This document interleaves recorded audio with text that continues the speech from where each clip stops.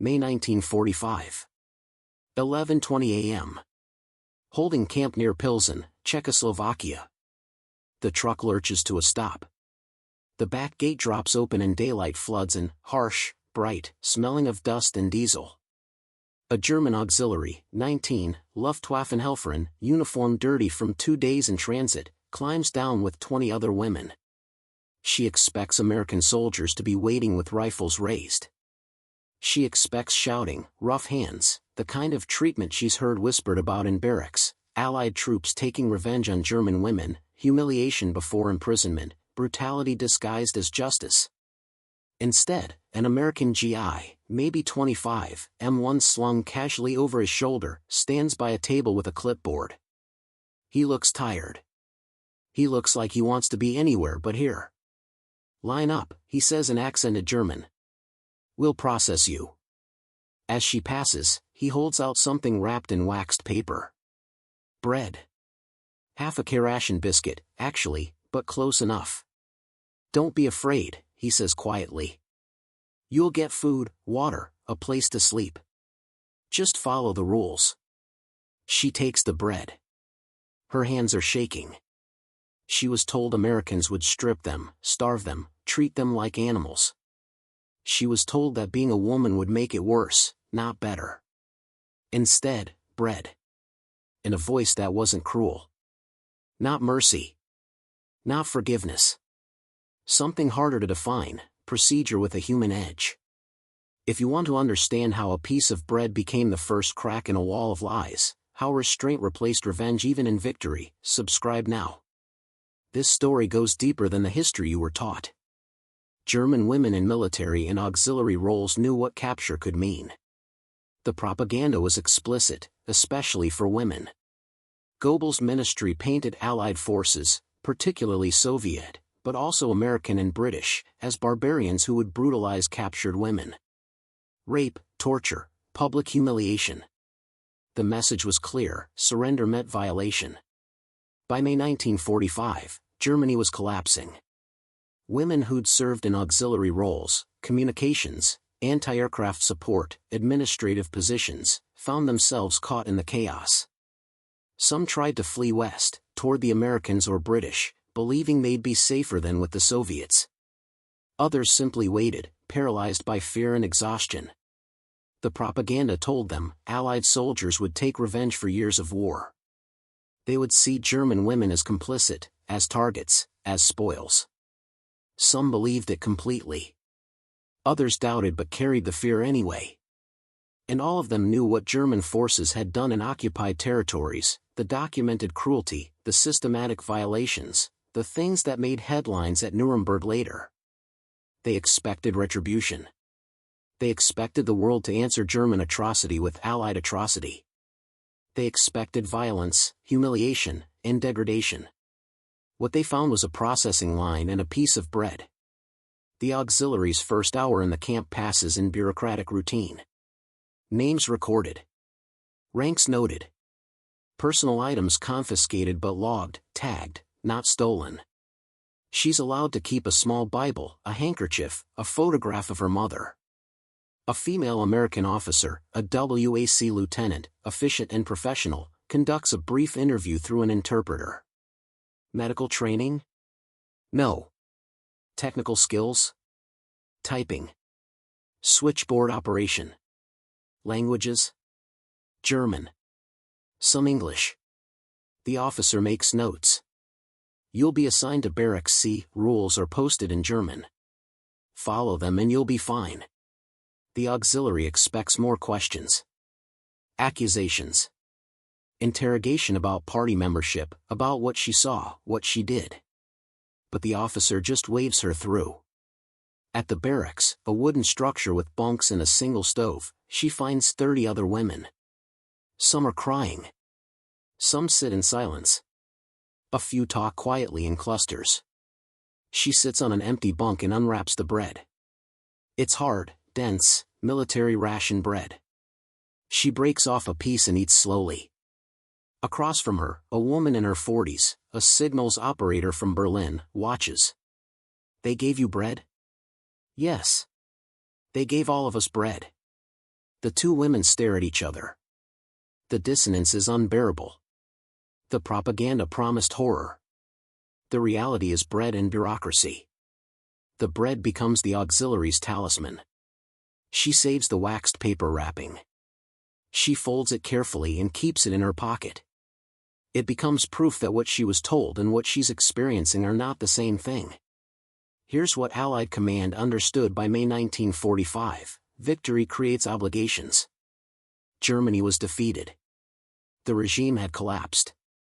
Millions of prisoners, military and auxiliary, were in Allied custody. How they were treated would shape the post-war order. The policy for female prisoners was explicit. Segregation from male POWs for security and dignity. Female guards and officers wherever feasible. Medical care without discrimination. Protection from harassment or assault. Allied soldiers held to strict conduct codes. Work assignments appropriate to skills and health. Processing through established channels, not mob justice. The objectives were layered. Security: well-treated prisoners cooperate. They don't riot. They provide useful information willingly. Intelligence: women in auxiliary roles had access to communications, logistics, administrative systems. Cooperative prisoners revealed organizational structures, unit movements, technical details. Diplomacy: demonstrating adherence to international standards, even when the enemy didn't, strengthened the moral authority of Allied occupation. Morality: the belief, articulated by Eisenhower and echoed through command, that you don't become your enemy by defeating him. That restraint under pressure is the true test of civilization. By June 1945, Allied forces held tens of thousands of German women, Luftwaffenhelferin, signals operators, nurses, administrative staff. Camps were established specifically for female prisoners, with female guards, female medical staff, protocols designed to minimize vulnerability. Caloric intake: 2,000 to 2,500 calories daily. Medical care, prioritized, especially for pregnant women and mothers with children. Mortality rates, kept below 1%. Red Cross inspections, regular where possible. This wasn't sentiment. It was policy layered over culture, the belief that how you treat the defeated defines what your victory means. The barbed wire was the containment. Everything inside it was an argument. The auxiliary's first full day begins at 0630. Roll call in the yard. Names read from a roster. Responses noted. No shouting. No dogs. Just procedure. After roll call, medical examination. The women are taken in groups of 10 to a medical tent. American nurses, WACs, professional, brisk, conduct examinations. Height, weight, general health assessment. Questions about tuberculosis, typhus, malnutrition. The auxiliary strips behind a canvas partition. A nurse examines her, clinical, efficient, respectful. Malnourished, the nurse says through an interpreter. But not critical. We'll increase your rations for 2 weeks. The auxiliary dresses. She's issued a blanket, a towel, a bar of soap, a mess kit. She's shown the camp layout: barracks, mess hall, latrines, work assignment board. At noon, the meal bell rings. The women line up. Each receives a tray: soup, bread, canned vegetables, weak coffee. It's not much by pre-war standards, but it's more than most German civilians are eating in 1945. The auxiliary sits at a long table. She eats slowly. She watches the other women. Some eat quickly, desperately. Others eat with tears running down their faces, not from sadness, from relief. An older woman, a nurse from Munich, sets down her spoon and presses her hands together briefly. A silent prayer. They're feeding us, she whispers. Why? No one answers. But the question sits there, growing heavier with each meal. By the second week, work assignments begin. The auxiliary is assigned to a clerical detail, sorting documents, filing reports, basic administrative work for the camp's administrative office. 8 hours a day. Fair supervision. An American sergeant oversees the work, 50-ish, methodical, not unkind. Accuracy matters more than speed, he says through the interpreter. If you're not sure about something, ask. Don't guess. The work is tedious but familiar. She types reports, files papers, organizes records. Her English improves. She learns military abbreviations, administrative shorthand, the rhythms of Allied bureaucracy. At midday, the sergeant brings sandwiches and coffee. Break. 15 minutes. The women sit at their desks and eat. The auxiliary drinks her coffee and looks out the window. She can see the perimeter fence, the guard towers, the reality of her captivity. But inside this office, she's competent again. Useful. The work doesn't erase what happened, but it restores something she thought she'd lost, dignity through function. One afternoon, the sergeant examines a completed filing project. He nods. Good work. Accurate. Fast. The auxiliary looks up. Thank you. You're welcome. It's a tiny exchange. But it matters. He's judging the work, not the person. The result, not the nationality. That evening, she writes in a small notebook she was allowed to keep. She writes, "They let us work. They treat us like competent people, not animals. I don't understand this. But I see it every day." By July, the camp has been operating for 2 months. Some women are assigned to work details outside the camp, laundry services for nearby American units, kitchen work, agricultural labor on requisition farms. The Czech civilians are wary. The war left deep wounds. Many lost family members to German occupation. They watch the German women with suspicion, with anger, with complicated grief. But wariness thaws slowly. At a laundry detail, a Czech woman in her 60s supervises a group of German prisoners. She's brusque, efficient, but not cruel. One day, a prisoner collapses from heat exhaustion. The Czech woman doesn't hesitate. She brings water, props the woman in shade, calls for medical help. When the woman recovers, she tries to thank her. The Czech woman shrugs. "Can't let you die on my watch. Bad paperwork." It's not forgiveness. It's pragmatism. But pragmatism delivered with water is still something. Another prisoner, a seamstress, repairs a torn dress for the Czech supervisor. The supervisor examines the work, professional, invisible mending, and nods. "You're good at this. It was my trade. Before." The supervisor pauses. "After the war, people will need seamstresses again.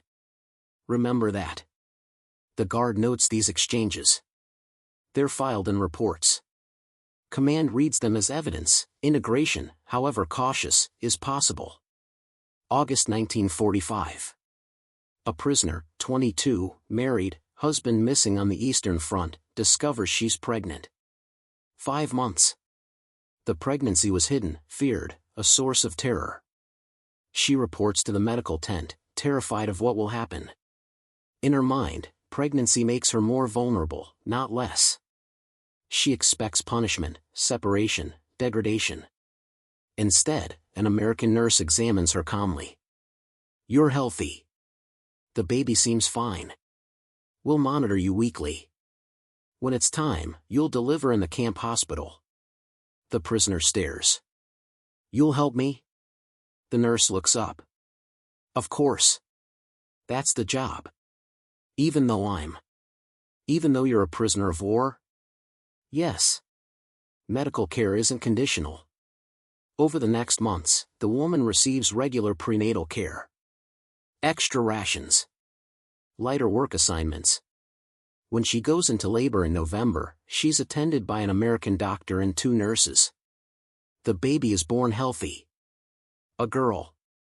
The new mother lies in the hospital bed, holding her daughter, weeping. Not from pain. From disbelief. She expected her child to be born in chaos, in danger, in a world that wouldn't care if they both died. Instead, she gave birth in a clean room, with skilled care, with people who treated her baby as precious. She thinks, we would not have done this for them. The thought is unbearable. But it stays. If this story is changing how you think about war, about victory, about what strength really means, hit subscribe. We're uncovering the moments that textbooks skip, the human truths that shape the peace. September 1945. The camp commandant approves an education program. English classes 3 evenings a week. An American lieutenant, a former teacher from Ohio, volunteers to teach. 20 women attend the first session. The auxiliary is one of them. The lieutenant teaches basic phrases. Greetings. Numbers. Simple questions. My name is. Where is? Thank you. The women repeat in halting unison. Some laugh nervously. Others are stone-faced. The lieutenant is patient. He corrects gently, encourages effort, treats mistakes as learning opportunities. After the second week, he brings books, simple readers, children's books, anything with clear English. The auxiliary checks out a copy of Little Women. She reads slowly, laboriously, with a dictionary borrowed from the camp library. One evening, the lieutenant stops by her desk. How's the book? She looks up. Difficult. But good. Keep at it. Gets easier. She keeps at it. Over months, her English improves. She reads more books. She begins to think in English, to dream in English. Language becomes a bridge. Not to forgetting, but to moving forward. By October, prisoners are allowed censored letters. 1 page. No military information. No criticism of treatment. The auxiliary writes to her mother in Stuttgart. I am safe. I am well. The Americans treat us fairly. I work in an office. I am learning English. I have enough to eat. Do not believe everything you heard about capture. The truth is different than we were told. Her mother receives the letter in November. She reads it 5 times. She shows it to neighbors, to her pastor, to anyone who will listen. If the Americans treat our daughters this way, perhaps there is hope for Germany. The letters circulate quietly through a nation coming to terms with total defeat. In a country choked by propaganda for 12 years, these whispers of contradictory truth seep through cracks. If the Allies treat prisoners with basic decency, the letters ask, what does that say about what we were told? What does that say about what we did? November 1945. A guard, a young GI, new to the camp, makes an inappropriate comment to a prisoner. Not violent. Not physical. But inappropriate. Another guard overhears. He reports it immediately. The young GI is called to the commandant's office that evening. The conversation is brief and severe. You don't speak to prisoners that way. Ever. They're in our custody. That means they're under our protection. From everyone. Including us. Clear? Clear, sir. Good. Next time you're gone. Dismissed. The story circulates through both networks, guards and prisoners. The women discuss it quietly in the barracks. They discipline their own, one says. They don't let anyone abuse us, the auxiliary replies. Not even their own men. Consistency builds trust. And trust, over time, changes everything. By early 1946, some prisoners have exemplary records. Their work is reliable. Their behavior is cooperative. The camp staff begins easing restrictions. First, reduced supervision. Work details with minimal guards. Second, limited town access. Selected prisoners are allowed to walk into nearby towns under honor system, 2 hours, return required. They walk. They visit markets. They sit in parks. They return. Third, responsibility. The auxiliary is given keys to the supply cabinet in the office. You're in charge of inventory. Order supplies when needed. Keep the records accurate. She takes the keys. She does the job. She doesn't abuse the trust. Because what's the alternative? More wire. Less freedom? She's learned something. Trust is a currency that appreciates when honored. The sergeant notices. Her privileges expand. Her recommendations carry weight. Trust compounds. It happens slowly. Then suddenly. The auxiliary sits on her bunk one evening and realizes she no longer believes the propaganda. Not about the Allies. Not about the war. Not about what Germany was fighting for. If they lied about capture, what else did they lie about? The question is dangerous. It leads to other questions. About the party. About the camps that weren't POW camps. About the things she heard whispered but chose not to investigate. Some prisoners resist these questions.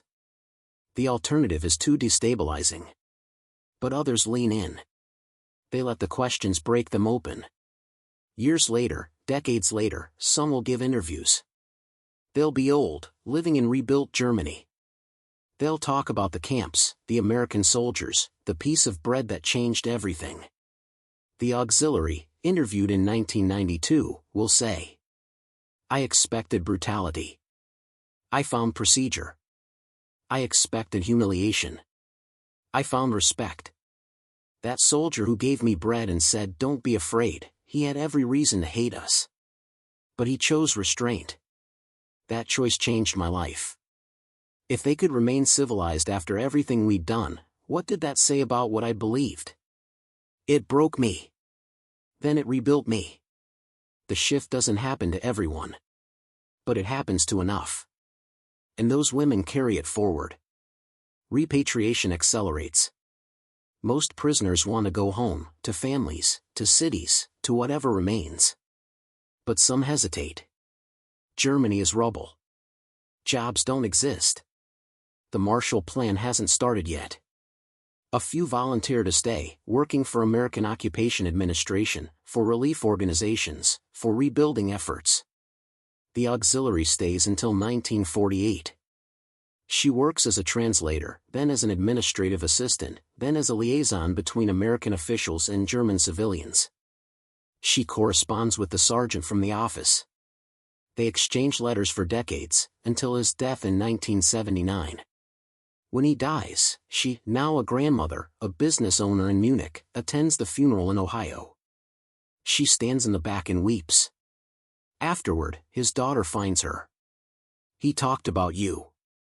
Said you reminded him why we fought, not to destroy Germany, but to prove that civilization could survive the worst war in history." The auxiliary nods. "He taught me that defeat doesn't have to mean degradation. That restraint is stronger than revenge." They embrace. The auxiliary returns to Germany. But she carries Ohio with her, the office, the work, the bread. She thinks, some debts you never finish paying. And that's exactly right. The auxiliary, now elderly, now a great-grandmother, keeps the waxed paper wrapping in a small wooden box in her study. It's yellowed, fragile, nearly transparent with age. Her great-grandchildren sometimes ask about it. "What's that, Oma?" "A reminder," she says. "Of what?" "Of the day I learned that the enemy could be more civilized than we were. Of the moment I realized that everything I had been told was a lie." She doesn't elaborate. The children are too young. But someday they'll ask again, and she'll tell them the full story. About the truck. About the bread. About the American soldier who said, "Don't be afraid," when he had every reason to make her afraid. She'll tell them that restraint, not revenge, was the real victory. That the Allies won the war twice, once on the battlefield, once in the camps. The waxed paper sits in the box. It holds no bread now. But it holds memory. It holds proof that civilization doesn't end when you lose. It ends when the victor chooses cruelty over restraint. And the choice, she learned, belongs to the strong. Before we close, if these buried human truths matter to you, if understanding how restraint reshaped the aftermath of war matters, subscribe. The next story goes deeper still. The bread was gone in minutes. The lesson lasted a lifetime.